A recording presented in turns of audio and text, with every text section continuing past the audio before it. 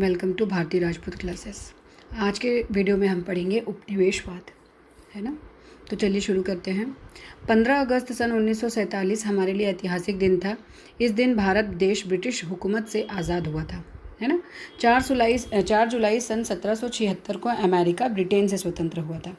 अतः वह प्रतिवर्ष 4 जुलाई को स्वतंत्रता दिवस के रूप में मनाता है। दुनिया के अधिकांश जो देश हैं इसी तरह किसी न किसी दिन अपनी आज़ादी दिवस के रूप में मनाते हैं। और ये जो नक्शा दिख रहा है, हम नीचे दिए गए नक्शे में देख सकते हैं कि यूरोप के अलावा कि जो यूरोप है उसके अलावा जो और भी देश हैं, ये जो पीला हिस्सा है ये यूरोपीय देश है, ठीक है। कि जो यूरोप है उसके अलावा अन्य जो बाकी महाद्वीप हैं कि अधिकांश जो देश हैं वो पिछले 200 वर्षों में किसी न किसी दूसरे देश के अधीन रहे ही हैं, ठीक है। जो ये वाला दिख रहा है वाइट हिस्सा आपको दिख रहा है ये स्वतंत्र हैं, और जो ये पर्पल में आपको दिख रहा है ये उपनिवेश हैं। कौन सा है ये उपनिवेश है, ठीक है। उपनिवेश है यानी कि यहाँ पे उन लोगों ने कुछ ना कुछ अपना बिजनेस या कोई चीज़ स्थापित की है। इस मानचित्र को देखने से एक बात स्पष्ट रूप से सामने आती है कि यूरोप के देशों ने एशिया, अफ्रीका एवं अमेरिका के कई देशों को अपने अधिकार में रखा था, ठीक है। इन सारे प्रश्नों को समझने के लिए हमें क्या करना पड़ेगा, समाज विज्ञान की 2 अवधारणाएं हैं उसको समझना पड़ेगा। कौन कौन सी हैं, एक साम्राज्यवाद है और दूसरा है उपनिवेशवाद को समझना होगा।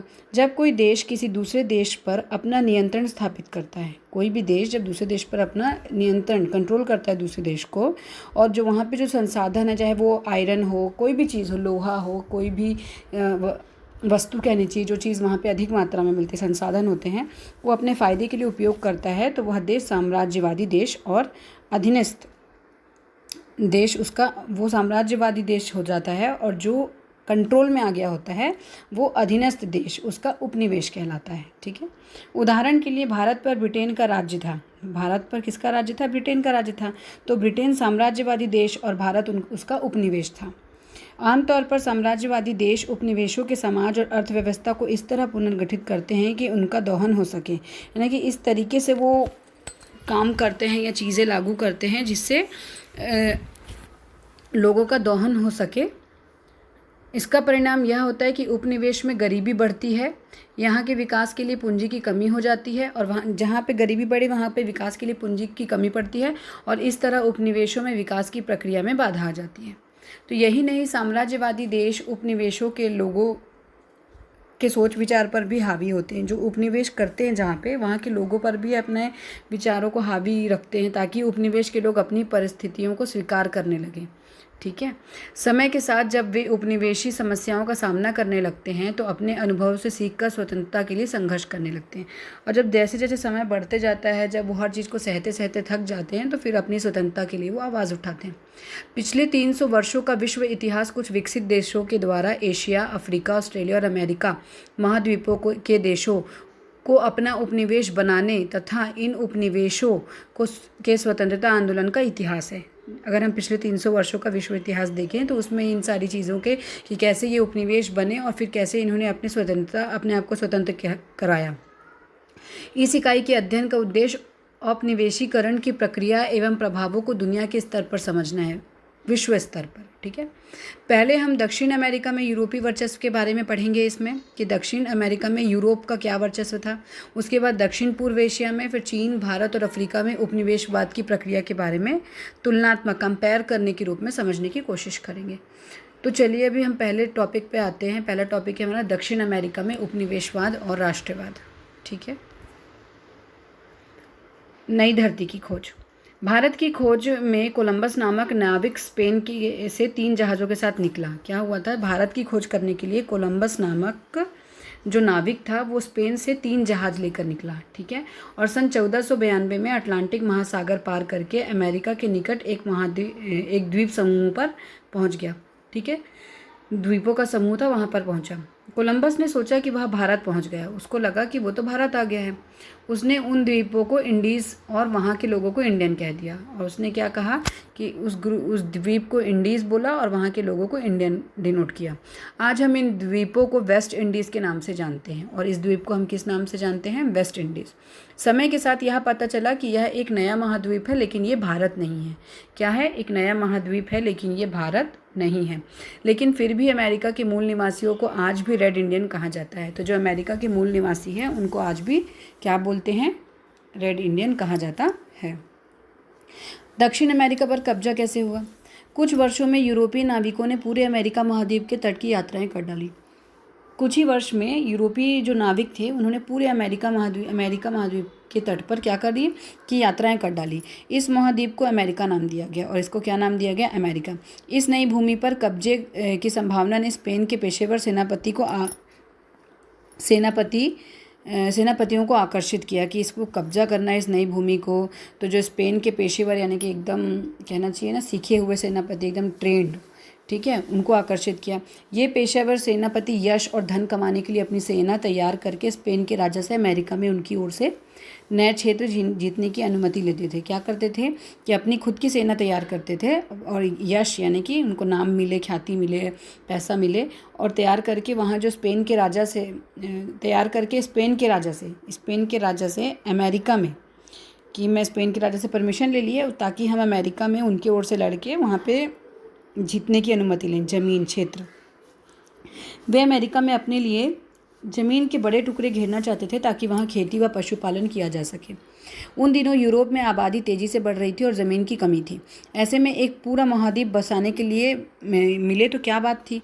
तो स्पेन में ज़मीन की कमी हो रही थी, तो अगर किसी को एक महाद्वीप मिल जा रहा है पूरा कि उसमें आप अपने हिसाब से बसा सकते हो तो कितनी अच्छी बात है। तो अमेरिका का एक और आकर्षण था। उन दिनों यूरोप में सोना चांदी का, ये तो एक हो गया ज़मीन, दूसरा था कि यूरोप में सोना चांदी का अभाव था, और यह अफवाह फैली कि अमेरिका में इनका बेशुमार भंडार है और खदानें हैं। योद्धा और सेनापति सोना चांदी लूटने की आशा से कहाँ चले गए? अमेरिका। ठीक है, अमेरिका की ओर निकल पड़े कि चलो अब वहाँ जाके हम क्या करेंगे? लूट लेंगे। ज़मीन और सोना चांदी के अलावा इन योद्धाओं के लिए एक और प्रबल प्रेरणा थी। वे मानते थे कि वे अमेरिका के असभ्य लोगों के बीच ईसाई धर्म फैलाएंगे। उनका एक और दिमाग में चलता था कि वहाँ पे जो अमेरिका के असभ्य लोग हैं जिनको कोई समझ नहीं है, उनमें वो क्या फैलाएंगे? ईसाई धर्म का प्रचार प्रसार करेंगे। रोमन कैथोलिक चर्च ने योद्धाओं के साथ कई विशेष पादरियों को भी जैसे कि फादर्स, उनको भी अमेरिका भेजा ताकि वहाँ के लोगों का वो धर्म बदल सके, धर्मांतरण कर सकें। उस समय अमेरिका में दो महान साम्राज्य थे। एक था इंका साम्राज्य। कौन सा साम्राज्य? इंका साम्राज्य, जो एंडीज पर्वतमाला के दक्षिण में था, है ना, एंडीज पर्वतमाला के दक्षिण में था, और वर्तमान में पेरू एवं चिली देश के हिस्से में है। अभी जो है वो ये जो इंका साम्राज्य था वो किस में है? पेरू और चिली देश के हिस्से में। दूसरा राज्य था एज़टेक, जो मैक्सिको में स्थित था। बाकी देशों से संपर्क नहीं होने के कारण वहाँ का तकनीकी विकास अलग था। बाकी देशों से संपर्क नहीं हो पाता था तो उनका तकनीकी विकास अलग था। वहाँ ना लोहे का उपयोग होता था, ना पहिए वाली गाड़ियाँ थी, ना घोड़े, ना गाय बैल, ना तोप बंदूक, कुछ नहीं। वे लोग हल चलाकर खेती नहीं करते थे और ज़्यादातर कुदाल से खेती करते थे, और इससे विभिन्न तरह के अनाज जैसे मक्का और सब्जियाँ जैसे मिर्ची, टमाटर, कद्दू, आलू इत्यादि उगाते थे। मीन्स वहाँ ऐसी किसी चीज़ों का साधन ही नहीं था, सिर्फ वो कुदाल से अपनी खेती करते थे। लोग छोटे गाँव में रहते थे जहाँ आमतौर पर सभी लोग एक दूसरे के रिश्तेदारी होते थे। गांव के लोगों को राजाओं व अभिजाते लोगों के मांगने पर बेगारी करनी पड़ती थी। जो गांव के लोग थे वहाँ पे जो राजा थे या अभिजाते लोग, जो अच्छे बड़े लोग थे जिनकी जाति ऊंची थी, है ना, यानी कि और ऊंचे पद के लोग थे, उनके मांगने पर बेगारी यानी कि फ्री में उनको काम करना पड़ता था। वहीं पुजारियों का भी काफ़ी महत्व था। वे सूरज आदि की पूजा करते थे और समय समय पर जानवर व मनुष्य की बलि भी चढ़ाते थे। कोर्टेस नामक सेनापति के साथ स्पेन से आए सैनिकों ने एज़टेक साम्राज्य को सन 1519 में ध्वस्त कर दिया और अपने कब्जे में ले लिया। एज़टेक राजा जो थे मैक्सिको के एक दुर्गम क्षेत्र के किले में रहता था। मैक्सिको का एक बहुत ही आउटर एरिया था, वहाँ रहते थे। उसने कोर्टेस और उसके सैनिकों को बिना रोके यह सोचकर आने दिया कि ये लोग उससे शांतिपूर्वक मिलने व बातचीत करने आ रहे हैं, और उसने रोका ही नहीं। एज़टेक के लोगों का विश्वास था कि उनके कुछ देवता पूर्वी समुद्र से आएंगे, और वे यही मानते रहे कि स्पेन के लोग ही देवता हैं, और उनको लगा कि यही देवता है। इस सोच के कारण भी उन्होंने कोर्टेस को रोकने का प्रयास नहीं किया। राजा ने कोर्टेस का स्वागत किया, किंतु अचानक कोर्टेस ने राजा को उसके महल में बंदी बना लिया और भयंकर लूटपाट और मारामारी मचाई। स्पेन लोगों के साथ कोई आई चेचक जैसी महामारी भी अपना काम कर गए। स्पेन के लोगों के साथ कौन सी बीमारी आ गई? चेचक, चिकन पॉक्स, है ना, काम कर गए। एज़टेक के सैनिक बीमारियों के कारण मारे गए या लड़ने की स्थिति में नहीं रहे। इस युद्ध में कोर्टेस की जीत के कई कारण रहे। स्पेनियों के हथियार, खासकर घोड़े, बंदूकों और तोपें, एज़टेक तीरों और भालों से ज़्यादा असरदार था। एज़टेक के जो तीर और भाले थे उनसे ज़्यादा इफेक्टिव क्या था? बंदूक, तोप और जो घोड़े थे और हथियार थे नुकीले वो। एज़टेक राज्य को स्पेन का एक प्रांत घोषित किया गया। अब एज़टेक जो राज्य था उसको क्या कर दिया? स्पेन के प्रांत के तौर पे घोषित कर दिया। ज़्यादातर नागरिकों को ज़बरदस्ती ईसाई धर्म में दीक्षित किया गया और उनसे बेगारी करवाई गई। ये है हर्नेट कॉर्टेस, जिन्होंने स्पेन के सेनापति, ठीक है, इन्होंने ही क्या किया था? एज़टेक राज्य को ध्वस्त किया है। ठीक है, जाने लगी, बेगारी कराने जाने लगी। लगभग इसी कहानी को दक्षिण अमेरिका के इंका साम्राज्य की राजधानी में सन 1533 में पिज़ारो द्वारा दोहराया गया था। यही सेम चीज़ कहाँ किसके द्वारा दोहराई गई थी? पिज़ारो, कहाँ पे? इंका साम्राज्य, ठीक है, इनका साम्राज्य।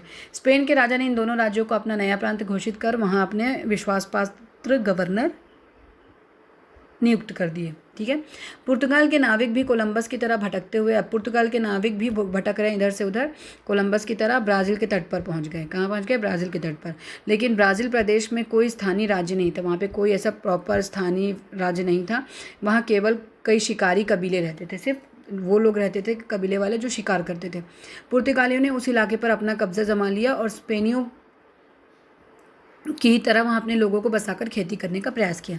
तो ठीक है, जैसे यहाँ पे आप देख रहे हैं ये वाला हिस्सा मैप में, ये पुर्तगाली वालों का हिस्सा है और इधर स्पेन का। तो स्पेन की तरह ही पुर्तगालियों ने यहाँ पे भी अपने लोग बसाए और यहाँ पे लोगों को बसाकर खेती करने का प्रयास किया।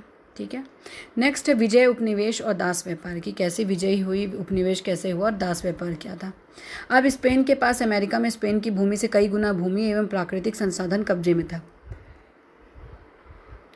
स्पेन के पास अमेरिका में उसकी खुद की भूमि हो गई, कई गुना भूमि, और प्राकृतिक संसाधन पूरे उनके अंडर कंट्रोल थे। एक तरफ इस क्षेत्र में जंगलों को साफ कर खेती करने की कोशिश हो रही थी और दूसरी ओर इसी भूभाग में फैली खनिज संपदाएं जो थी, जैसे कि मिनरल्स हो गए, है ना, खासकर सोने और चांदी का खनन करने की शुरुआत हो गई। इन प्राकृतिक संसाधनों के दोहन यानी कि इनका जब ज़्यादा यूज़ करना के लिए स्पेनी विजेताओं ने स्पेन और यूरोप के अन्य हिस्सों से लोगों को आकर बसने के लिए प्रोत्साहित किया कि इस चीज़ का उपयोग करना है ना उनको, तो इसके लिए उन्होंने क्या किया? स्पेन और यूरोप के अन्य हिस्सों से लोगों को आकर बसने के लिए प्रोत्साहित किया कि यहाँ पे इतना पैसा है, सोना है, चांदी है, ये है, वो है। ठीक है, तो जल्दी ही अमेरिका के पूर्वी तट पर बहुत सी यूरोपीय बस्ती बसने लगी। इन यूरोपीय लोगों में ज़्यादातर लोग छोटे किसान एवं खेतीहर मजदूर होते थे जो बेहतर ज़िंदगी की तलाश में अमेरिका आए थे। जंगल को साफ कर उसे खेती लायक बनाने और खेती करने के लिए मानव श्रम की आवश्यकता होती थी। जंगल की कटाई करना, फिर उसको ज़मीन को इस लायक बनाना कि वहाँ पे उपज हो सके। इसके लिए अमेरिका के मूल निवासियों से बेगार करवाई जाने लगी कि तुम यहाँ पे, वहीं के लोग जो अमेरिका के लोग रहते थे उनसे ही ज़बरदस्ती फ्री में काम कराया जाने लगा। प्रत्येक गाँव को अपने युवाओं को स्पेनी लोगों के खेतों या खदानों पर काम करने के लिए कई महीनों के लिए भेजना पड़ता था, ज़बरदस्ती। दुर्भाग्यवश ज़्यादातर स्थानीय निवासी धीरे धीरे बेगार, युद्ध और महामारियों के चपेट में आकर मर जा रहे थे। क्योंकि अमेरिका अब तक बाकी देशों के संपर्क में था ही नहीं, अलग से था वो, तो वहाँ के लोग एशिया और यूरोप की बीमारियों के आदी नहीं थे और उनका प्रतिरोध करने की शक्ति उनमें नहीं थी। ठीक है, क्योंकि सब चीज़ों से कट के अलग से रह रहे थे तो उनमें ये सारी बीमारियों से लड़ने की ताकत भी नहीं थी और ना ही उनके अंदर इतनी प्रतिरोध क्षमता थी कि वो इस चीज़ से अपने आप को बचा सकें। इस कारण चेचक जैसी बीमारी वहाँ महामारी बनकर विनाश लीला कर गई। मैक्सिको की आबादी सन 1519 में लगभग 2.5 करोड़ थी और 1568 तक कम होकर 26 लाख रह गई। इसी तरह पेरू की आबादी 1532 में 90 लाख से कम होकर 1570 तक 13 लाख हो गई। यानी जहाँ 100 लोग रहते थे वहाँ केवल 10-15 लोग ही बचे थे। ठीक है, ये लैटिन अमेरिका का मैप है।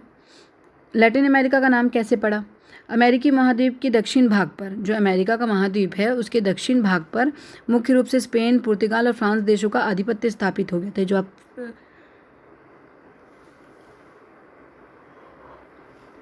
ये जो आप मैप पे देख रहे हैं, जबकि उत्तरी अमेरिका पर इंग्लैंड का राज्य था। जो उत्तर अमेरिका था उस पर इंग्लैंड का राज्य बना था। स्पेन, पुर्तगाल और फ्रांस की भाषाएं मूलतः लैटिन भाषा से निकली हैं, अतः इन्हें लैटिनो भाषा कहते हैं। ठीक है, क्योंकि दक्षिण अमेरिका लैटिनो भाषाई संस्कृतियों के प्रभाव क्षेत्र में था, इन्हीं प्रभाव मतलब ऐसे ही बोलने वाले लोगों के क्षेत्र में था, इसलिए इसे लैटिन अमेरिका कहा जाता है। इसके विपरीत उत्तरी अमेरिका पर अंग्रेजी का वर्चस्व था, और जो उत्तर अमेरिका था वहाँ पे किसका वर्चस्व था? इंग्लैंड यानी कि अंग्रेजी का वर्चस्व था। इस बड़े भूभाग पर मानव श्रम की पूर्ति के लिए अफ्रीका से बड़े पैमाने पर दासों को लाया जाने लगा। अमेरिका से क्या करने लगा? बड़े पैमाने पर दास लोगों को लेकर आया जाने लगा। जैसे जैसे यूरोपीय लोग अमेरिका में नए इलाकों को अपने अधीन करते गए, यूरोपीय जो लोग थे अमेरिका में जगह जगह को कब्जा करते गए, वैसे वैसे अफ्रीका से दासों के व्यापार में अधिक वृद्धि हुई, यानी कि दासों का व्यापार होने लगा। लोगों को पकड़ पकड़ के ला के गुलामी करवाते थे। अटलांटिक दास व्यापार सन 1451 से सन 1870 तक चला। सोचो इतना लंबा। इस बीच लगभग 1 करोड़ अफ्रीकी गुलाम बलपूर्वक अमेरिका जबरदस्ती लाए गए। इनमें से स्पेनिश अमेरिका में 16 लाख, ब्राज़ील से 36 लाख, संयुक्त राज्य अमेरिका और ब्रिटिश उपनिवेश में 20 लाख और फ्रांसीसी कैरिबियाई क्षेत्र में 16 लाख गुलाम लाए गए थे। इस प्रकार अमेरिका महाद्वीप में एक मिश्रित आबादी रहने लगी, जिससे मूल निवासी इंडियन, अफ्रीकी तथा यूरोपीय लोग सम्मिलित होते थे, हर तरह के लोग। कई यूरोपीय लोगों ने अपनी नस्लीय पहचान को बनाए रखने का प्रयास किया, मगर समय के साथ लोगों की संस्कृति में परस्पर आदान प्रदान होने लगा। मतलब बनाने की कोशिश तो रखी थी उन्होंने कि ये ऐसा है, ये ऐसा है, लेकिन ऐसा नहीं हुआ। संस्कृति में परस्पर आदान प्रदान होने लगा। वहाँ के मूल निवासियों ने प्रायः कैथोलिक ईसाई धर्म को अपना लिया, लेकिन हालांकि कई मूल निवासियों ने अभी भी अपनी पारंपरिक रीतियों को बनाए रखा। स्पेन के शासकों द्वारा अमेरिका के कब्जे वाले भूभाग को बड़ी बड़ी जागीरों में बांटा गया। जो स्पेन के शासक थे, उस शासकों के द्वारा अमेरिका के जो कब्जे वाले एरिया थे वो बड़े बड़े जागीरों में बांटा गया। इन जागीरों पर स्थानीय निवासियों को बेगार करनी पड़ती थी, यानी कि जो वहाँ के रेगुलर रहने वाले लोग थे उनको बेगारी का काम करना पड़ता था। ऐसी जागीरों को राजा विभिन्न विजेता सेनापतियों या स्पेन के उच्च वर्ग के लोगों को उपभोग करने के लिए देते थे।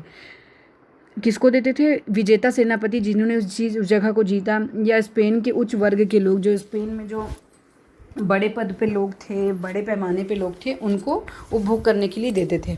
ठीक है, इन जागीरों पर उनके मालिक अफ्रीकी दासों या स्थानीय जनजातीय एवं स्पेन से आए छोटे किसानों और चरवाहों से खेती करवाने लगे। अफ्रीकी दासों और स्थानीय जनजातियों की मेहनत में से इस भूभाग पर खेती और पशुपालन का खूब विकास हुआ।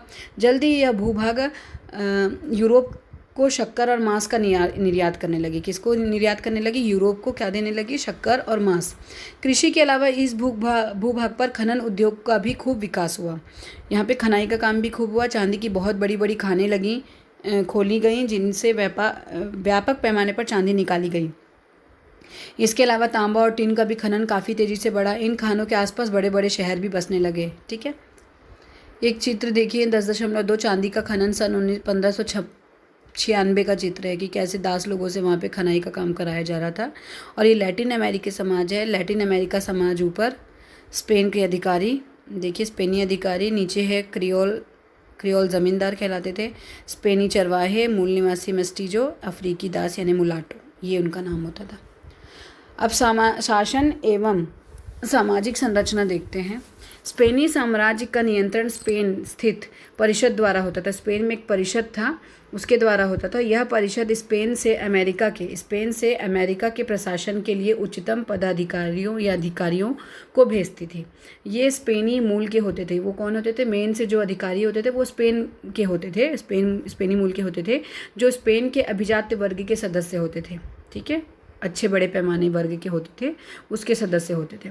इसके बाद अमेरिकी उपनिवेश समाज में, अमेरिकी जो उपनिवेश जहाँ हुआ था वहाँ वे लोग आते थे जो मूलतः स्पेनी थे लेकिन अमेरिका में बस गए थे। स्पेन के थे लेकिन बसे कहाँ थे? अमेरिका में, और जिनका जन्म लैटिन अमेरिका में हुआ था। इससे स्पेनी मूल के जमींदार एवं अन्य सामाजिक समूह आते थे। इसमें वे इस समूह को क्रियोल कहा जाता था। ये लोग उपनिवेशी शासन व्यवस्था में राजनीतिक रूप से महत्वपूर्ण पदों तक नहीं जा सकते थे। इनको कोई इम्पोर्टेंट पद नहीं मिलता था। ये मुख्यतः खेती, पशुपालन, व्यापार, छोटे कुटीर उद्योग धंधे, मतलब छोटे छोटे बिजनेस, इस तरह के काम करते थे। इसके नीचे मेस्टीजो होते थे। यह समूह यूरोपीय एवं अमेरिकी मूल निवासियों की मिश्रित संतानों का था। मेस्टीजो यानी कि जो कि अमेरिका और यूरोप के मिश्रित संतान, यानी कि एक दूसरे में शादी हुई इस तरह से, तो ये वो था। इसके भी नीचे था मुलाटो। पहले आता था मेस्टीजो जो कि यूरोपीय और अमेरिकी मूल निवासों के मिश्रित संतानों का था, और दूसरा था मुलाटो जो यूरोपीय एवं अफ्रीकी दासों के मिश्रित समूह थे। इनका काम मुख्य रूप से मजदूरी करना होता था। इस सामाजिक संरचना में सबसे नीचे अमेरिकी मूल निवासी आते थे, और सबसे नीचे कौन से आते थे? अमेरिका के मूल निवासी। इन्हें शासन व्यवस्था में किसी भी तरह का अधिकार भी नहीं था। उन्हें सरकार को भारी लगान देने के साथ साथ जमींदारों के खेतों तथा खदानों में बेगारी करनी पड़ती थी, फ्री में काम करना पड़ता था। इसके नीचे अफ्रीकी दास होते थे। अब इसके नीचे और कौन होते थे? अफ्रीकी दास जो कि शारीरिक श्रम के काम करने पड़ते थे तरह तरह के। उनको कोई अधिकार नहीं थे और उनके मालिक उनसे मनमाना व्यवहार करते थे, उनका जैसा मन वैसा।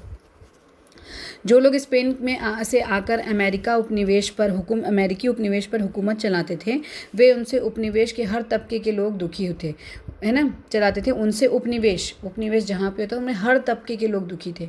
स्पेन से कुछ समय के लिए आए लोग तेज़ी से पैसा कमाकर स्वदेश लौटने की कोशिश में रहते थे कि जल्दी आएँ और अपना पैसा कमाएं और वापस जाएं, और अमेरिका में रहने वाले स्पेनी, अफ्रीकी या मूल निवासियों की समस्याओं पर ज़्यादा ध्यान नहीं देते थे। उनको सिर्फ ये था कि हम यहाँ आते हैं और आके अपना पैसा कमाएं और चले गए। लेकिन जिनको लाके बसाया गया था या जो वहाँ के मूल निवासी थे, उनकी समस्याओं से उनको कोई लेना देना नहीं होता था। तो क्रियोल समूह के जो लोग थे, धनी और शिक्षित थे, है ना, वे बाकी उपनिवेशी समाज का नेतृत्व कर रहे थे। तो वो धनी थे और शिक्षित भी थे, तो वो जो और बाकी समाज थे, उपनिवेशी समाज, उनका लीडर बने थे, उनका नेतृत्व कर रहे थे, गाइड कर रहे थे उनको। ठीक है, तो अब देखिए स्पेन द्वारा अमेरिकी उपनिवेशों का दोहन कैसे हुआ। हमने पढ़ा कि लैटिन अमेरिकी देशों पर शासन करने का अधिकार स्पेन में स्थित एक परिषद के पास रहता था। कि कैसे होगा?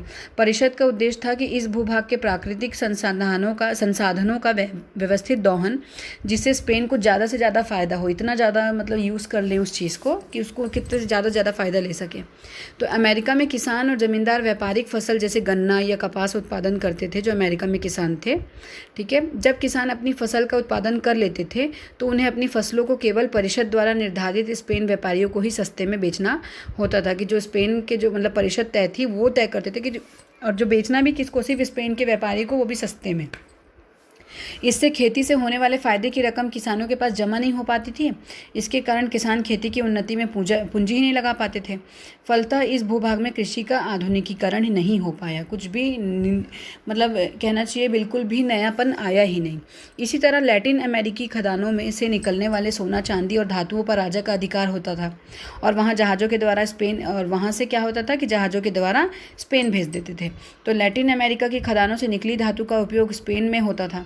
उपनिवेशों में किसी भी तरह का उद्योग धंधे का विकास होने ही नहीं दिया, सिर्फ वहाँ से लूटते थे लोग। ठीक है, ये स्पेनी लोग थे, वहाँ से सिर्फ लूट काटी कर रहे थे, बस यूज़ कर रहे थे उस जगह की चीज़ों को, चाहे इंसान हो चाहे सामान हो। तो कोशिश यह रहती थी कि सभी वस्तुओं की आपूर्ति स्पेन से की जाए, ये उनका कोशिश हो जाता था। ठीक है, नेक्स्ट है स्पेनी उपनिवेशवाद के विरुद्ध संघर्ष कैसे हुआ।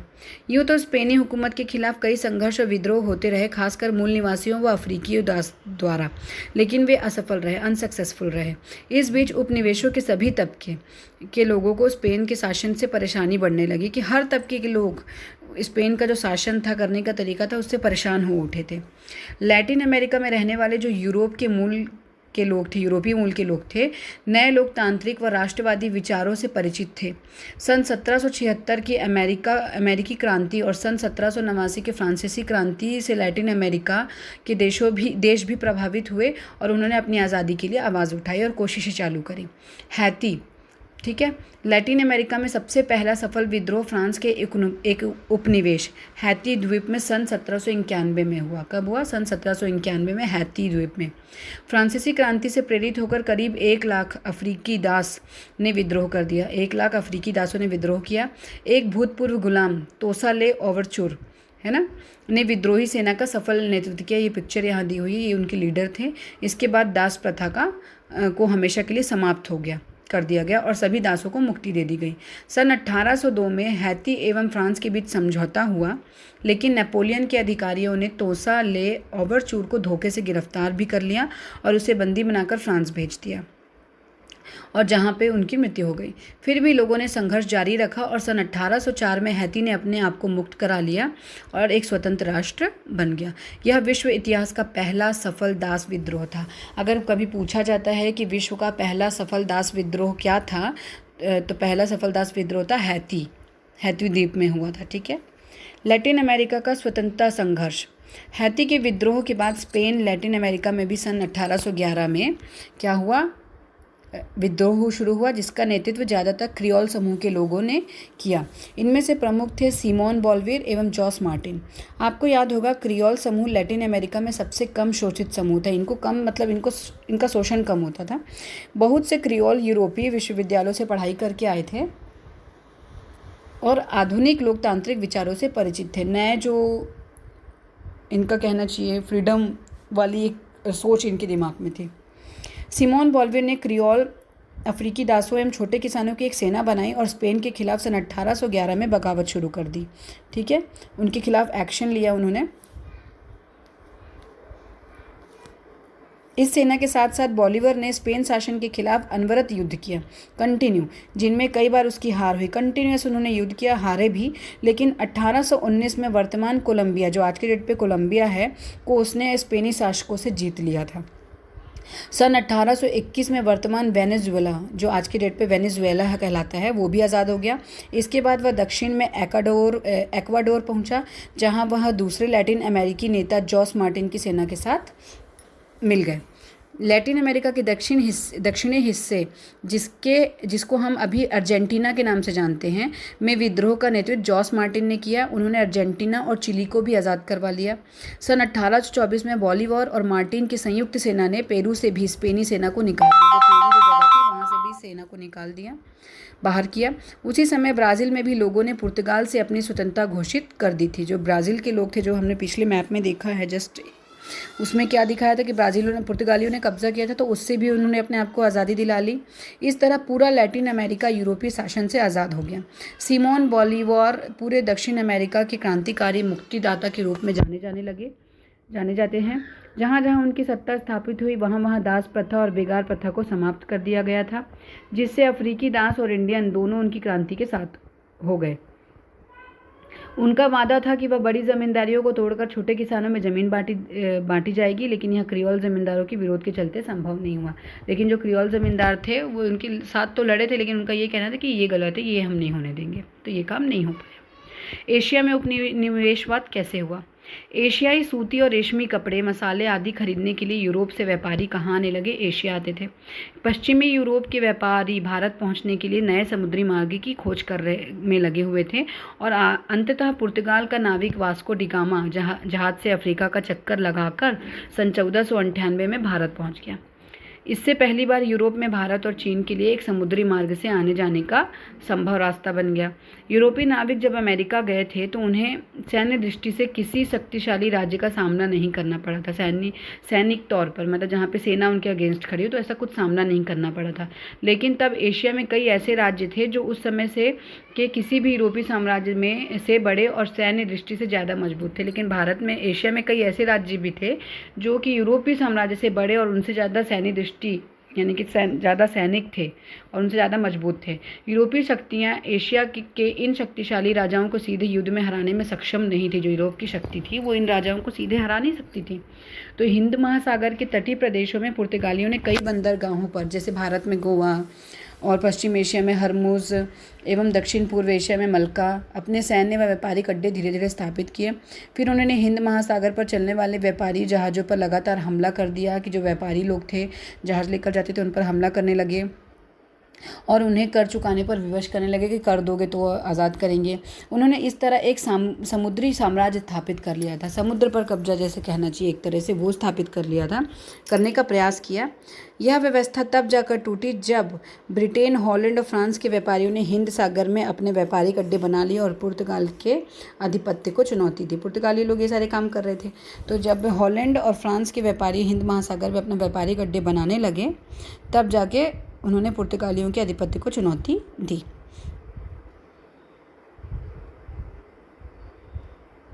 अब पढ़ते हैं हम इंडोनेशिया का हॉलैंड द्वारा उपनिवेशीकरण की। इंडोनेशिया का हॉलैंड में कैसे उपनिवेशीकरण हुआ। पूरा के देशों से व्यापार के मुनाफे के लिए पुर्तगाल के साथ साथ अन्य यूरोपीय देश जैसे फ्रांस, इंग्लैंड और हॉलैंड की व्यापारिक कंपनियां भी कहाँ आई, हॉलैंड आई। हिंद महासागर में पुर्तगाली वर्चस्व को तोड़ने में हॉलैंड के डच लोगों को सफलता मिली और वे दक्षिण पूर्व एशिया में, है ना, अपना उपनिवेश स्थापित करने में सफल रहे। हॉलैंड या नीदरलैंड के लोगों को डच कहते हैं क्योंकि वे डच भाषा बोलते हैं। सन 1602 में डच लोगों ने एशिया से व्यापार करने के लिए डच ईस्ट इंडिया कंपनी स्थापित करी। हिंद महासागर के व्यापार पर पुर्तगालियों के नियंत्रण को तोड़ने के लिए इसी कंपनी को बहुत से युद्ध लड़ने पड़े।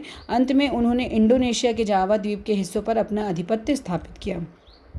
ठीक है, याद रहें कि वहीं मलक्का में पुर्तगालियों का ठिकाना था। डच कंपनी ने प्रयास किया कि वह इंडोनेशिया में उगने वाले सारे मसालों के व्यापार पर अपना एक अधिकार जमा ले ताकि उसे यूरोप में मनमानी कीमत पर बेच सके और मुनाफा कमा सके। उसका अभी उन द्वीपों पर अपना राज्य स्थापित करने का उद्देश्य नहीं था। उनका ये नहीं था कि उन द्वीपों पर अपना राज्य स्थापित करे, वो सिर्फ उसको लेना चाहता था वहाँ के सामान को।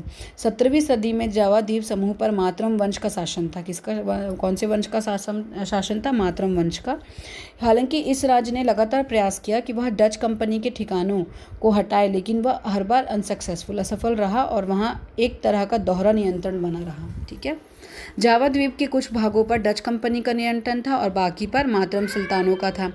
मसालों के व्यापार पर डच कंपनी को कई एकाधिकार व रियायतें मिली थी।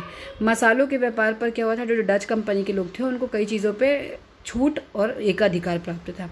मसालों तथा गन्नों के उत्पादन को बढ़ाने के लिए डच कंपनी के दबाव में इंडोनेशिया के वन कटे और उनकी जगह खेत और बागान बने जहां इनका उत्पादन होना लगा। सन 1700 तक डचों ने योजनाबद्ध तरीकों से मसालों की खेती करी एवं उसके व्यापार पर पूर्व नियंत्रण स्थापित कर लिया। अब सिर्फ मसालों के व्यापार पर ही नहीं बल्कि उनके उत्पादन पर भी उनका पूरा नियंत्रण हो गया था। सन 1800 में डच ईस्ट इंडिया कंपनी के शासन को समाप्त कर डच सरकार ने इंडोनेशिया का शासन सीधे अपने हाथ में ले लिया। डच सरकार ने क्या किया कि डच ईस्ट इंडिया कंपनी के शासन को ख़त्म करके पूरा जो शासन था इंडोनेशिया का अपने हाथ में ले लिया और 1830 तक जावा द्वीप पर अपना पूरा अधिकार स्थापित कर लिया। इस डच सरकार ने अपनी आमदनी बढ़ाने के लिए जावा के किसानों को मजबूर किया कि वे कॉफ़ी, रबड़ या गरम मसाले उगाकर शासन को बहुत ही कम दर पर बेचें। ज़बरदस्ती करवाया उनसे काम। सरकार ने इन्हें विश्व बाजार में बेचकर भारी मुनाफा कमाया। छोटे किसानों को भी खाद्यान्न की जगह इन फसलों को उगाना पड़ा। परिणाम स्वरूप वहाँ खाद्य संकट उत्पन्न हो गया कि खाने की चीज़ें कम उगने लगी, सिर्फ बिजनेस के लायक चीज़ें उग रही थी और अकाल की स्थिति पैदा हो गई। इसके खिलाफ बहुत से विद्रोह हुए, लेकिन डच शासन ने इन विद्रोहों को बहुत ही कठोरता के साथ दबा दिया और यह परिस्थिति कब तक बनी रही? सन 1870 तक बनी रही। बागान अर्थव्यवस्था क्या थी? सन 1870 के बाद इंडोनेशिया में व्यापक पैमाने पर डच पूंजी ने निवेश बागान यानी कि प्लांटेशन में हुआ। उन्होंने प्लांटेशन में ज़्यादा पैसे इन्वेस्ट किए। हज़ारों एकड़ों के जंगलों को काटकर उस ज़मीन पर कोई एक व्यापारिक फसल जैसे या तो रबर या कॉफ़ी या चाय, काली मिर्च या गन्ने के ज़्यादा मात्रा में उगाए जाने को बागान कहते हैं ना। जैसे अभी भी होता है कि कई खेती लोग सिर्फ एक ही फसल उगाते हैं, तो वो बागान हो गया। उत्पादन को बेचने के लिए तैयार करना बागान के ही कारखानों में होता है। इनमें सैकड़ों मजदूर सपरिवार रहते हैं और दिन रात काम करते हैं। इन्हें मजदूरी दी जाती है। कई इंडोनेशिया द्वीपों में इस तरह के बागान स्थापित हो गए हैं। इससे इंडोनेशियाई जल्दी ही कोको, चाय, कॉफ़ी, रबड़ इत्यादि वस्तुओं के प्रमुख निर्यातक बन गया। बागानों के मालिक ज़्यादातर यूरोप के होते थे वो, और मजदूर स्थानीय होते थे तथा चीन और भारत से लाए गए लोग होते थे। इस तरह इंडोनेशिया में एक मिश्रित समाज का विकास हुआ। यानी कि अब जहाँ लोग रहेंगे तो वहाँ पे इंटरकास्ट मैरिज, एक दूसरे से मतलब संस्कार कहना चाहिए संस्कृति में आदान प्रदान होने लगा, तो एक मिश्रित समाज का विकास हुआ। ठीक है, नेक्स्ट टॉपिक है चीन में उपनिवेशवाद। 19वीं सदी में चीन कैसा था? जनसंख्या और क्षेत्रफल दोनों के हिसाब से चीन दुनिया का सबसे बड़ा देश था, ये हमको पता है। 17वीं सदी में चीन में मांचू वंश का शासन था। मांचू शासनकाल में चीन के साम्राज्यों की सीमा में लगातार विस्तार हुआ और वर्तमान चीन के अलावा मंगोलिया, तिब्बत इत्यादि इस राज्य के हिस्से बन गए। इसके अलावा अभी जो वर्तमान चीन के अलावा मंगोलिया, तिब्बत इत्यादि इस राज्य के हिस्से बन गए। इसके अलावा चीन के शासकों का प्रभाव क्षेत्र कोरिया, वियतनाम आदि देशों तक फैला हुआ था। ये सभी राज्य चीन को सम्राट को नजराना, और ये जो सभी राज्य थे ये चीन के सम्राट को नजराना भेंट करते थे। ठीक है, एक तरह से गिफ्ट ही देते थे। मांचू साम्राज्य मुख्यतः एक व्यवस्थित नौकरशाही के द्वारा संचालित था। ठीक है, नौकरशाही यानी कि नौकर पे ही डिपेंड रहता है, एक के नीचे एक के नीचे एक। इसमें नियुक्ति परीक्षा के माध्यम से होती थी। इसमें नियुक्ति कैसे होती थी? परीक्षा के माध्यम से होती थी। कोई भी इस परीक्षा में शामिल होकर कामयाब हो सकता था। क्योंकि इसकी तैयारी बहुत कठिन थी, उसमें केवल संपन्न कुल के लोग ही भाग ले पाते थे। तैयारी करना बहुत मुश्किल होता था, तो जो संपन्न थे, जो अपने आप में वेल डेवलप थे, वही लोग शामिल हो पाते थे या उसी समाज के लोग हिस्सा ले पाते थे। तो चीन का समाज मुख्यतः एक खेतीहर समाज था। जो चीन का समाज था वो क्या था? खेतीहर, खेती करने वाला। ज़्यादातर आबादी अपनी आजीविका के लिए खेती पर ही निर्भर होती थी। तो राज्य की आय का मुख्य साधन खेती पर लगाया गया लगान था। तो राज्य का जो मुख्य साधन, यानी कहना चाहिए इनकम का, आय का साधन क्या था? सिर्फ खेती पर लगाया गया लगान होता था। लगान की वसूली के लिए अधिकारियों का एक विशाल समूह तैनात किया गया था। ठीक है। कृषि के अतिरिक्त चीन में खनन एवं विनिर्माण उद्योग भी विकसित था, यानी कि खनन का काम भी होता था, बनने बहुत सी चीज़ें बनती भी थी। चीन में नमक, चांदी, टीन और लोहे की विस्तृत खानें थीं, जहाँ पर चीन के खुद के उपयोग लायक खनिज ऐसा प्राप्त हो जाता था कि चीन को खुद के यूज़ के लिए बहुत सी चीज़ें मिल जाती थी। चीनी मिट्टी के बर्तन और रेशम के कपड़ों के लिए चीन हमेशा से प्रसिद्ध रहा था। पूरी दुनिया से व्यापारी चीन की इन वस्तुओं को खरीदने के लिए आते थे। चीन में औषधि के रूप में पिया जाने वाला एक पेय पदार्थ है, यानी कि चाय, जो कि 18वीं सदी में यूरोप में बहुत लोकप्रिय हुआ था। इसके बाद चाय के व्यापार के लिए भी चीन में यूरोपीय व्यापारी आने लगे, चाय का व्यापार करने के लिए। संक्षेप में अगर कहें तो चीन अपनी ज़रूरत की सारी वस्तुओं की पूर्ति खुद से ही कर लेता था। वह एक तरह से आत्मनिर्भर अर्थव्यवस्था थी। चीन के शासक चीन को बाहरी देशों के किसी भी तरह के प्रभाव से मुक्त रखना चाहते थे कि बाहर के लोग उन पर अपना प्रभाव न जमा सकें। इसलिए उन्होंने विदेशी व्यापार पर कड़ा नियंत्रण स्थापित कर रखा था। विदेशों के साथ व्यापार करने के लिए 3 बंदरगाह अधिकृत कर रखे थे। विदेशों के साथ व्यापार करने के लिए 3 बंदरगाह को अपने अंडर कंट्रोल रखा था, कैंटन, मकाओ और निगम्बो। यूरोपीय व्यापारी चीन में इन्हीं बंदरगाहों तक जा सकते थे, इसके आगे नहीं। यहाँ से चीन के स्थानीय व्यापारी समूह विदेशी माल को पूरे चीन में ले जाते थे और चीन की जो वस्तुएं उन्हें चाहिए होती थी उसे विदेशी व्यापारियों को दे देते थे। इन्हीं बंदरगाहों में यूरोपियाँ बस्ती थी, इसके आगे नहीं थी। ठीक है। जैसे चीन आज भी क्या करता है कि हम लोग यहाँ गूगल चलाते हैं, है ना, यूट्यूब चलाते हैं, बट चीन का खुद का यूट्यूब अलग है, उसकी गूगल साइट्स अलग हैं। मतलब वो वहाँ पे अपने ही जगह पे जो इन्वेंट किया उसने वो करता है, वो इस चीज़ों को एक्सेप्ट नहीं किया है उसने। आज भी वो वहाँ यूट्यूब नहीं चलता, वहाँ यूट्यूब के उस पर उनके अलग से चैनल, अलग नाम से चलता है। मतलब वहाँ पे बाहरी चीज़ों का प्रभाव कम है, इसलिए चीन सक्सेसफुल है। यूरोपीय व्यापारी लगातार यह कोशिश कर रहे थे कि उन्हें चीन से व्यापार करने का मौका मिल जाए। चीन के साथ व्यापार करने में भी सबसे पहले डच कंपनी को ही सफलता मिली। अंग्रेज़ों ने जब चीन में व्यापार करना शुरू किया तो वे चाहते थे कि उन्हें कुछ रियायतें मिलें, कुछ उनको छूट मिले, लेकिन 1830 तक ये बात संभव ही नहीं हो पाई। चीन के साथ यूरोपीय व्यापारिक कंपनियों की सबसे बड़ी समस्या यह थी कि उनके पास चीन में बेचने के लिए कुछ नहीं था कि चीन में क्या बेचे, क्योंकि चीन अपनी हर ज़रूरत तो खुद पूरी कर लेता था। फलतः यूरोपीय व्यापारी को अपने देश से सोना चांदी चीन में लाना पड़ता था। इस तरह व्यापार संतुलन हमेशा चीन के पक्ष में बना रहता था, क्योंकि चीन के पास लगभग सभी चीज़ें होती थी ना, तो ये किसके पक्ष में रहता था? चीन के पक्ष में। इस बीच अंग्रेज़ों का शासन भारत पर बन गया था। अंग्रेज़ भारत से अफीम खरीदकर चीन में बेचने लगा और इससे मिले धन से वे चीन से चाय, रेशम आदि खरीदने लगे। इस प्रकार उन्हें भुगतान के लिए इंग्लैंड से सोना चांदी लाने की ज़रूरत नहीं रही। उन्होंने कोशिश की कि चीन में ज़्यादा से ज़्यादा अफीम बेचें ताकि उन्हें अधिक लाभ हो। चीन में अफीम का व्यापार अवैध था और मूलतः तस्करी के द्वारा होता था। तो कैंटन बंदरगाह से यह अफीम भ्रष्ट चीनी अफसरों के द्वारा और व्यापारियों के द्वारा चीन के अन्य हिस्सों में पहुंचाया जाता था। अफीम के इस व्यापार और अंदरूनी इलाकों तक इसकी सप्लाई का कुछ ही सालों में यह असर हुआ कि बहुत बड़ी संख्या में चीन के जो लोग थे वो अफीम की लत के शिकार हो गए। ये देख रहे हैं आप, ये अफीम युद्ध है, एक चीनी चित्र में दिखा रहा है। जब चीनी शासन को इसके बारे में पता चला तो उन्होंने अंग्रेज़ों के व्यापारिक अधिकार को समाप्त कर दिया और कैंटन से उन्हें निष्कासित करने का आदेश दे दिया कि अब आप यहाँ से निकलो। इसके कारण सन 1839 और 42 में चीन और अंग्रेज़ों के बीच एक युद्ध हुआ जिसे प्रथम अफीम युद्ध कहते हैं। इस युद्ध में किस बीच में हुआ था? 1839 से लेकर 1842 तक, और नाम क्या है? प्रथम अफीम युद्ध। किसके बीच हुआ था? चीन और अंग्रेज़ों के बीच। इस युद्ध में चीन की पराजय हुई थी और सन 1842 में उसे एक अपमानजनक संधि समझौता करने पर विवश होना पड़ा था। इस संधि को नानकिंग की संधि कहते हैं। इस संधि के अनुसार अंग्रेज़ों को पूरे चीन में बिना किसी रुकावट के व्यापार का अधिकार मिला।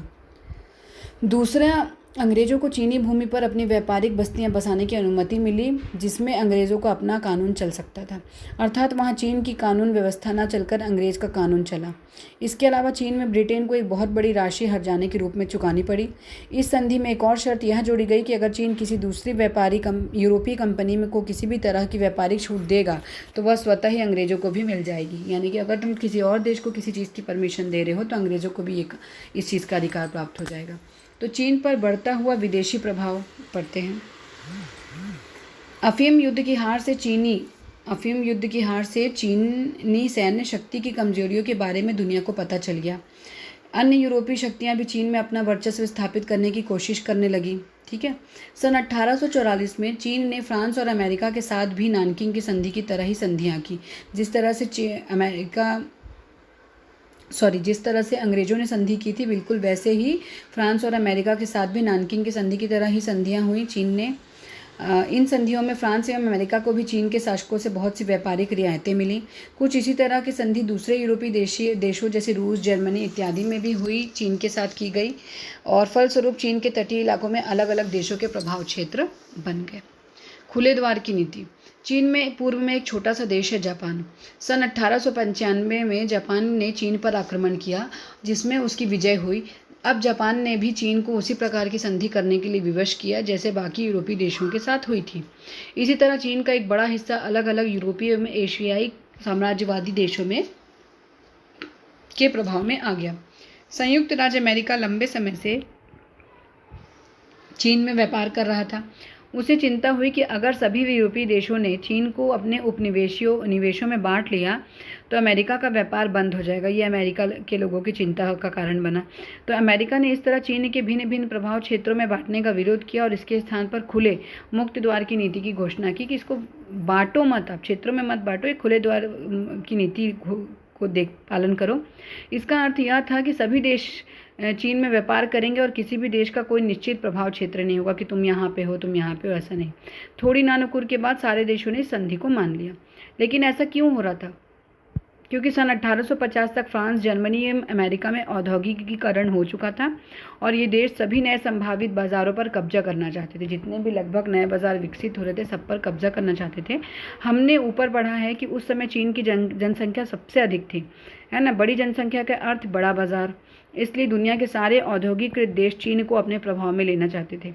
एक दूसरी महत्वपूर्ण वजह थी पूंजी के निवेश के लिए नया क्षेत्र तलाशना कि कहाँ पे हम अपना इन्वेस्टमेंट करें।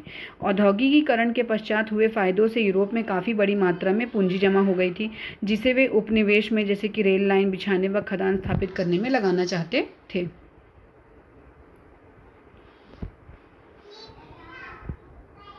हमने देखा कि यूरोपीय देश चीन पर सीधा कब्जा न करके अपने हित साध रहा था। सीधा कब्जा नहीं किया था, बट अपना हित देखते हुए वो काम निकाल रहा था। चीन का शासन अभी भी चीन के ही सम्राट के हाथों में था, लेकिन बहुत बड़े क्षेत्र पर उसका हुक्म नहीं था, उसका हुक्म चलता ही नहीं था। ऊपर से उससे बहुत बड़ी रकम हर्जाने के रूप में देनी पड़ती थी, जिसके कारण आम लोगों पर कर का भार बढ़ रहा था। लगातार विदेशी शक्तियों से हो रही हार एवं अपमानजनक संधियों से चीन के लोग बदलाव की ज़रूरत महसूस कर रहे थे। इनमें चीन के अधिकारियों का एक समूह भी था कि जो इस सब चीज़ों से त्रस्त हो चुके थे। तो इन लोगों ने आधुनिकीकरण के लिए एक प्रयास किया। उनका मानना था कि यूरोप के लोग अपनी सेना और हथियारों के कारण जीत रहे हैं, तो चीन में भी आधुनिक हथियारों के कारखाने स्थापित किए जाएं, लेकिन ये प्रयास भी सफल नहीं हो पाए। इन सभी घटनाक्रमों ने लोगों में बहुत ही निराशा का भाव फैलाया। क्योंकि चीन के शासक वर्ग विदेशियों के खिलाफ कुछ नहीं कर पा रहे थे, इसलिए जनता सम्राट के खिलाफ हो गई थी। क्योंकि वो शासक कुछ नहीं कर पा रहे थे तो क्या होगा, जनता उनके अगेंस्ट हो गई। सन 1850 से सन 1900 के बीच में बहुत से विद्रोह हुए, जिन्हें दबाने के लिए चीनी सरकार ने विदेशी मदद भी ली। गरीब किसानों और मजदूरों ने विदेशियों को दिए गए विशेषाधिकारों के खिलाफ एक गुप्त संगठन बना लिया, जिसे बॉक्सर या मुक्केबाज के नाम से पुकारते थे। ठीक है। उनका मानना था कि खास तरह के शारीरिक व्यायाम से वे अजेय हो जाएंगे और विदेशी गोलियों और उनके शरीर को भेद नहीं सकेंगे। सन 1900 में इन विद्रोहियों ने राजधानी बीजिंग के यूरोपीय आबादी वाले जो हिस्से जहाँ पे यूरोप के लोग रहते थे घेर लिया। वे लोग विदेशी शैतानों को फांसी लगाने के नारे लगा रहे थे कि विदेश के जो लोग हैं वो सब शैतान हैं, उनको मारो, उनको फांसी लगाओ। ठीक है। इन विद्रोहियों ने कई महीनों तक बीजिंग को घेरे रखा। अगस्त सन 1900 में एक बहुराष्ट्रीय सेना ने बीजिंग पर आक्रमण करके इन विद्रोहियों को हरा दिया। ठीक है। व्यापक लूटपाट की और लोगों को निर्दयता से मार डाला। चीनी सत्ता इस पूरे मामले में मूक दर्शक बनी रही। जो चीनी सत्ता थी, जो चीनी क्या कहना चाहिए, चीनी शासन जो था वो पूरी तरह से मूक दर्शन बनी रही। बॉक्सर विद्रोह की असफलता के बावजूद राष्ट्रवाद की एक मजबूत धारा का जन्म चीन में हो गया था। परिणाम स्वरूप सन 1911 में मांचू शासन को खत्म करके चीन में गणतंत्र स्थापित किया गया। लेकिन चीन को वास्तविक स्वतंत्रता सन 1949 में क्रांति के द्वारा ही मिली थी। आप देख सकते हैं कि विदेशी सैनिकों ने कैसे बॉक्सर योद्धाओं को बंदी बनाकर रखा है। चलिए नेक्स्ट हम पढ़ते हैं अफ्रीका का उपनिवेशीकरण। हमने अमेरिका व अफ्रीकी दासों को बसाए जाने के बारे में पहले पढ़ लिया है। यूरोपीय देशों द्वारा अफ्रीका के उपनिवेशीकरण की शुरुआत 19वीं सदी के मध्य में हुई। सन 1878 तक अफ्रीका की केवल 10% ज़मीन पर यूरोपीय देशों का कब्जा था। कितनी परसेंट ज़मीन पर? 10%। लेकिन महज 36 वर्षों में यानी कि सन 1914 तक लगभग सारा महाद्वीप किसी न किसी यूरोपीय देशों के उपनिवेश बन चुका था। ठीक है, ये अफ्रीका है। 1913 में अफ्रीका इथियोपिया को छोड़कर बाकी सारा महाद्वीप जो है किसी न किसी यूरोपीय देश के अधीन था। इसमें सबसे बड़ा हिस्सा ब्रिटेन का था। मतलब ये जो पिंकिंग दिख रहा है यूनाइटेड किंगडम, मीन्स ब्रिटेन ने पूरा इतना हिस्सा कब्जा किया था अमेरिका का। देन फ्रांस ने पर्पल वाला, ये पोर्तुगाल का ग्रीन हिस्सा, इटली ने रेड वाला, मतलब यहाँ पे इटली का कब्जा था। जो ब्लूइश हल्का दिख रहा है लाइट पर्पल वॉल्वेट, ये बेल्जियम का कब्जा था। ये यहाँ पिंकिश टाइप का थोड़ा डार्क लिब्रिया का था। येलो वाला इथोपिया है ना, ये यूथोपिया था, इसको ये किसी के अंडर कंट्रोल नहीं था। एंड देन साउथ अफ्रीका का कंट्रोल यहाँ पे था। तो क्या लिखा है कि यूथोपिया को छोड़कर बाकी जो सारा महाद्वीप था वो किसी न किसी यूरोपीय देश के अंडर कंट्रोल में था। ठीक है। 19वीं सदी के मध्य तक अफ्रीका में ज़्यादातर हिस्से कबीलियाई समूहों से आबाद थे। 19वीं सदी के बीच में तक। ठीक है। जीवन यापन के मुख्य साधन क्या थे? पशुपालन, कृषि, जंगल से इकट्ठे किए गए कंदमूल एवं शिकार होते थे। मध्यकाल में भारत, पश्चिमी एशिया और यूरोप में भी अफ्रीकी महाद्वीप दासों की आपूर्ति के मुख्य स्रोत के रूप में जाना जाता था। कबीलियाई समूहों के आपसी झगड़े में जो लोग युद्ध बंदियों के रूप में पकड़े जाते थे उनको दास के रूप में बेच दिया जाता था। सन 1500 के बाद उत्तरी और दक्षिणी अमेरिका में खेती करने के लिए जैसे जैसे मजदूरों की ज़रूरत पड़ने लगी वैसे वैसे अफ्रीका महाद्वीपों से दास का व्यापार भी बढ़ता चला गया। कई यूरोपीय देश इसे अति लाभदायक माना व्यापार में लग गए और करोड़ों अफ्रीकियों को बेचकर खूब मुनाफा कमाया। 450 साल से अधिक चले इस व्यापार को सन 1800 और सन 1900 के बीच धीरे धीरे बंद कर दिया गया। मज़ेदार बात यह है कि अब यूरोपीय देश यह कहने लगे कि अफ्रीका में दास व्यापार को ख़त्म करने के लिए उन्हें अफ्रीका पर अपना राज्य बनाने की ज़रूरत है। कि अगर हमको अफ्रीका में दास व्यापार ख़त्म करना है तो हमको अफ्रीका पर अपना राज्य बनाना पड़ेगा, तब जाके हमें दास प्रथा ख़त्म कर पाएंगे। तो उनमें अब होड़ लग गई कि कौन अफ्रीका में सबसे अधिक ज़मीन पर कब्जा कर पाता है। ठीक है। नेक्स्ट है औद्योगिक क्रांति, साम्राज्यवादी होड़ और अफ्रीका। ब्रिटेन जैसे प्रारंभिक औद्योगिक देश ने अपने उद्योगों के लिए कच्चे माल एवं बाजार की तलाश में दुनिया के बड़े हिस्से पर, खासकर एशियाई देश पर कब्जा कर लिया था। जर्मनी, फ्रांस और इटली में औद्योगिक क्रांति लगभग 100 साल बाद हुई। इन नव औद्योगिक देशों के लिए अफ्रीका ही एक ऐसा क्षेत्र था जिस पर कब्जा करने की संभावना थी। अफ्रीका ही एक ऐसा क्षेत्र बचा था जहाँ पे वो कब्जा कर सकते थे। तो वर्चस्ववादी घटनाएं क्या हुई थी ये हम देखते हैं। यूरोप में इस समय कुछ ऐसे विचार लोकप्रिय हो रहे थे जो यूरोपीय देशों को ज़्यादा से ज़्यादा उपनिवेश बनाने के लिए प्रेरित कर रहे थे। ठीक है। ऐसे विचार फेमस हो रहे थे जो यूरोपीय देश को ये बोल रहे थे कि आप ज़्यादा उपनिवेश करो। उपनिवेश बनाना राष्ट्रीय शक्ति का पर्याय समझा जाता था कि अपना नेशनैलिटी दिखा रहे हैं, हम पावर दिखा रहे हैं। और उपनिवेश के प्रसार के लिए काम करना राष्ट्र प्रेम की अभिव्यक्ति दिखाने लगा कि अरे अगर आप अपने देश को चाहते हैं तो आप उपनिवेश कर रहे हैं, आप अपने देश के लिए कुछ कर रहे हैं, ऐसा। तो यूरोप में बहुत से लोगों का मानना था कि विश्व में मनुष्यों की कई नस्लें होती हैं, विश्व में मनुष्यों की बहुत सी नस्लें होती हैं और यूरोपीय नस्ल बाकी दुनिया की नस्लों से ज़्यादा बेहतर है। यह मानना कि मनुष्यों की नस्लें होती हैं और एक नस्ल को दूसरी नस्ल से बेहतर मानना नस्लवाद कहलाता है। कि अगर जैसे हम लोगों ने नस्लवाद पढ़ते हैं ना कि कोई रंग भेद करता है कि तुम ऐसे हो तुम वैसे हो, तो वही बिल्कुल वही कि अपने आप को किसी और से बेहतर मानना। तो नस्लवादी यह भी मानते थे कि श्रेष्ठ नस्ल के लोगों को कमज़ोर नस्लों पर राज्य करना और या उनका शोषण करना बहुत ही ज़रूरी और उनका स्वाभाविक है, मतलब कोई बड़ी बात नहीं है, ये उनका अधिकार है, ऐसा लगता था उनको। तो अफ्रीका के दक्षिणी इलाकों में जैसे दक्षिण अफ्रीका, जिम्बाब्वे आदि में कई यूरोपीय लोग जाकर बसे। वहाँ यहाँ तक कि भारत से भी बहुत से लोग वहाँ जाकर बसे। वे सब अपने आप को स्थानीय अश्वेत लोगों से श्रेष्ठ समझते थे। उनको क्या लगता था कि हम जो वहाँ पे अश्वेत लोग यानी कि जिनका रंग गोरा नहीं था, उनसे अपने आप को बेहतर समझते थे और उन्हें बहुत से उनको बहुत से विशेष अधिकार भी प्राप्त हुए थे। वे यह प्रयास करते रहे कि विभिन्न मूल के लोगों को आपस में मेल मिलाप ना हो और नस्ल आधारित विशेषाधिकार बना रहे। इससे रंग भेद की नीति बनी जो कि सन 1994 तक चली। औपनिवेशिक काल में एक और विचार गोरे लोगों का बोझा बहुत लोकप्रिय हुआ था। कौन सा विचार था? गोरे लोगों का बोझा। इस विचार के अनुसार दूसरे महाद्वीप के लोग पिछड़े हुए हैं, इसलिए यूरोप के लोगों का नैतिक दायित्व यह है कि उन लोगों को सभ्य बनाया जाए। ऐसा ही उनका कहना था कि गोरे लोगों के ऊपर बोझ है कि वो असभ्य लोगों को सभ्य बनाएं। इस विचार के अनुसार यूरोपीय देशों का यह कर्तव्य बनता है कि सारे संसार जो शेष संसार के देशों को ज्ञान और धर्म के मुद्दों पर पथ प्रदर्शित करें, राह दिखाएं। जैसे कि वो पीके पिक्चर में बोलते हैं ना, पथ प्रदर्शन प्रभु, बिल्कुल वैसा ही। तो ये गोरे लोगों की सोच थी। इस विचार से उत्साहित होकर बहुत से लोग अफ्रीका में ईसाई धर्म या फिर आधुनिक विज्ञान व तार्किक सोच के प्रचार प्रसार के लिए भी गए कि इस तरह से लोगों को इस धर्म के बारे में बताएं, आधुनिक विज्ञान के बारे में बताएं, तार्किक सोच कि तर्क कैसे करते हैं, ये सारी चीज़ें। फ्रांस जैसे कई यूरोपीय देशों और उपनिवेशों में अफ्रीकी लोगों का ऐसा एक समूह तैयार करना चाहते थे जो यूरोपीय भाषा, संस्कृति, धर्म और विचार को अपना ले। मतलब ऐसी ग्रुप रेडी करना चाहते थे जो कि इनके धर्म को, उनकी नीति, उनकी संस्कृति, उनके विचारों को अपनाए और औपनिवेशिक शासन की मदद करे और जो शासन वहाँ पर उपनिवेश करे उनकी मदद करें। इस उद्देश्य से अफ्रीका में कई यूरोपीय विश्वविद्यालय और शिक्षण संस्थान खोले गए थे।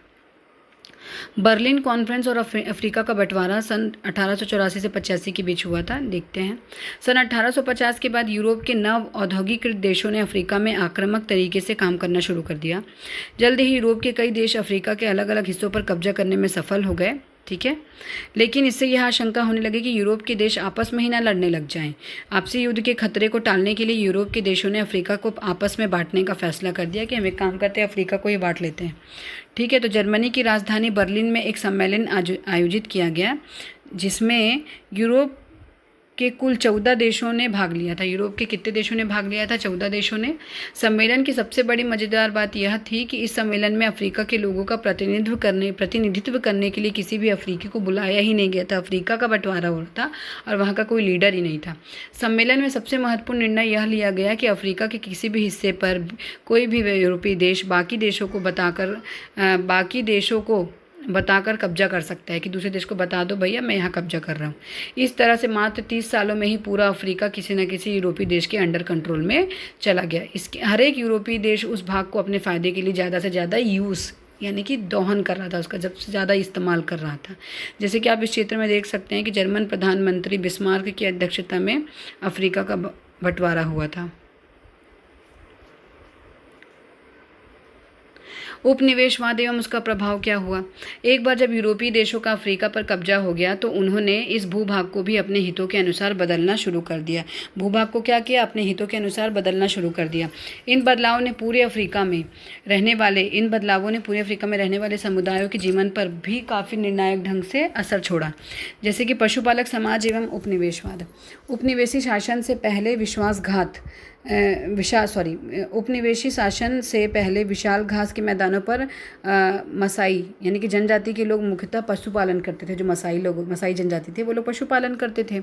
अफ्रीका के औपनिवेशीकरण की प्रक्रिया में ब्रिटेन और जर्मनी ने एक अंतर्राष्ट्रीय सीमा रेखा बनाकर मसाई प्रदेश के 2 टुकड़े कर दिए। मसाई जो प्रदेश था उसके 2 भागों में बांट दिया। इसके पश्चात दोनों ही देशों ने इन घासों के मैदानों पर खेती को प्रोत्साहित करना शुरू किया। ठीक है, जिसमें लगभग 60% चारागाह पर अब मसाई अपने पशुओं को चराने के लिए नहीं जा सकते। उस पर मसाई अपने पशुओं को चराने के लिए नहीं जा सकते थे। मसाई समुदाय धीरे धीरे उन इलाकों तक सिमट गए जहाँ ना तो अच्छा चारा मिलता था और ना ही अच्छी वर्षा होती थी। पहले पशुपालन के द्वारा मसाई लोग किसानों से ज़्यादा सुखी संपन्न होते थे। जब पशुपालन होता था तो मसाई लोग क्या होते थे, ज़्यादा सुखी और संपन्न होते थे, लेकिन बदलती परिस्थिति में उनकी हालत ज़्यादा खराब होने लग गई। अफ्रीका के अन्य हिस्सों में भी पशुपालक समुदाय इसी तरह की स्थितियों का सामना कर रहे थे। जो अफ्रीका के और भी हिस्से थे वहाँ पे जो पशुपालक समुदाय थे वो भी इन सारी परिस्थितियों का सामना कर रहे थे। खनिज क्रांति एवं अफ्रीका के बारे में पढ़ते हैं।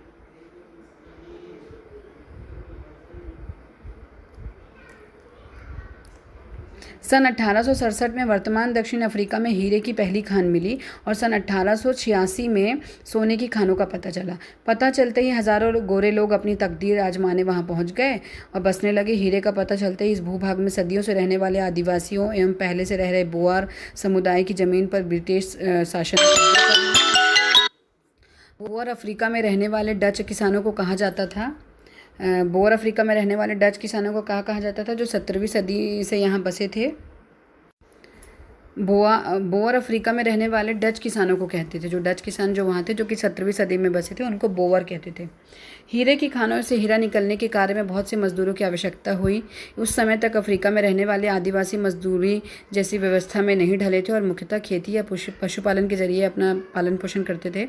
इन आदिवासियों को मजदूर के रूप में काम करने हेतु विवश करने के लिए औपनिवेशिक शासन ने उन पर गृह कर लगाया कि अब आपके ऊपर होम टैक्स, गृह टैक्स लगेगा। इस कर के लिए पैसे कमाने के लिए एक वयस्क को लगभग 3 महीने मजदूर का काम करना पड़ता था कि अगर आपको इस कर से बचना है तो अपने घर के एक बड़े व्यक्ति को भेजो ताकि वो यहाँ पे काम करे और इस कर से मुक्ति पाए। फलतः स्थानीय आबादी की एक बहुत बड़ी संख्या अपनी खेती बाड़ी छोड़कर इन खानों में काम करने लग गई। अब हीरे और सोने की खानों को आसपास मजदूरों की एक बड़ी संख्या निवास करने लग गई। इन मजदूरों के अलावा एक बड़ी संख्या में यूरोपीय आबादी भी वहाँ रहती थी, जो मुख्यतः इन खानों के प्रबंधन और बिक्री संबंधी कार्यों में लगी रहती थी। इन सब के कारण दक्षिण अफ्रीका में नगरों का विकास होने लगा, शहर बसने लगे। सोने की खानों के साथ विकसित हुआ एक ऐसा ही नगर जोहान्सबर्ग, जो आज भी दक्षिण अफ्रीका का सबसे बड़ा शहर है। इन शहर में यूरोपीय आबादी और अफ्रीकी आबादी के लिए अलग अलग बसाहट बनी गई थी कि यूरोप के लोग अलग तरीके से, यूरोप आबादी वाले लोग अलग रहेंगे और अफ्रीकी आबादी वाले अलग बसाहट, अलग जगह पे रहेंगे। भिन्न भिन्न नियम बन गए, सबके लिए अलग नियम बन गए। अफ्रीकी लोगों के साथ भेदभाव करने वाले रंग भेद नीति में इन नगरों की अलग अलग व्यवस्था का भी योगदान माना जाता है कि जो इनकी अलग अलग व्यवस्थाएँ थी उसके कारण भी रंग भेद हुआ। ठीक है। कांगो में रबड़ की खेती और स्थानीय समुदायों का नरसंहार कैसे हुआ। बेल्जियम का शासक लियोपोल्ड द्वितीय अफ्रीका में अपनी निजी जागीर बनाना चाहता था। सन 1889 से 1882 में कांगो के जनजातीय सरदारों से छलकर कई संधियां की, जिनके आधार पर उसने कांगो में 23 लाख वर्ग किलोमीटर भूभाग पर कब्जा कर लिया। यह बेल्जियम के करीब 80 गुना ज़्यादा बड़ा क्षेत्र था। बेल्जियम से लगभग 80 गुना बड़ा क्षेत्र था। यह उसकी निजी संपत्ति हो गई। लियोपोल्ड ने आदेश दिया कि कांगो के सब लोग जंगलों से रबड़, हाथी दांत आदि लाकर सरकार को निर्धारित कीमत पर देंगे। जो अपने हिस्से का रबड़ नहीं देगा उसे मार डालने या हाथ काटने के आदेश दिए जाते थे। लोगों से राजा के लिए सामान एकत्र करने का ठेका कई कंपनियों को दिया गया। इन कंपनियों ने वहाँ के मूल निवासियों के साथ क्रूरता की एक नई मिसाल ही कायम कर दी। अगर कोई स्थानीय व्यक्ति निश्चित मात्रा में रबड़ नहीं ला पाता था तो वे उनका हाथ काट लेते थे। माना जाता है कि कम से कम 100 लाख कांगोवासी इस अत्याचार के कारण मारे गए थे। अंततः इस व्यवस्था को सन 1908 में समाप्त किया गया और कांगो का शासन बेल्जियम की संसद ने अपने हाथों में ले लिया था। ये चित्र देखिए कैसे कांगो के हाथ कटे बच्चे और महिलाएं हैं। तो अभी के लिए इस वीडियो में हम यहीं तक पढ़ते हैं। नेक्स्ट वीडियो में हम पढ़ेंगे कि भारत में कैसे ये सारी चीज़ें आगे बढ़ी और अफ्रीकी प्रतिरोध और उपनिवेशवाद कैसे आगे बढ़ा। तो आई होप आप लोगों को मेरे वीडियोस पसंद आ रहे होंगे और मेरे वीडियोस आपको पढ़ने में थोड़े से ही सही बट हेल्प तो कर रहे होंगे आपकी पढ़ाई में। तो please do like share and subscribe my channel Bharti Rajput classes.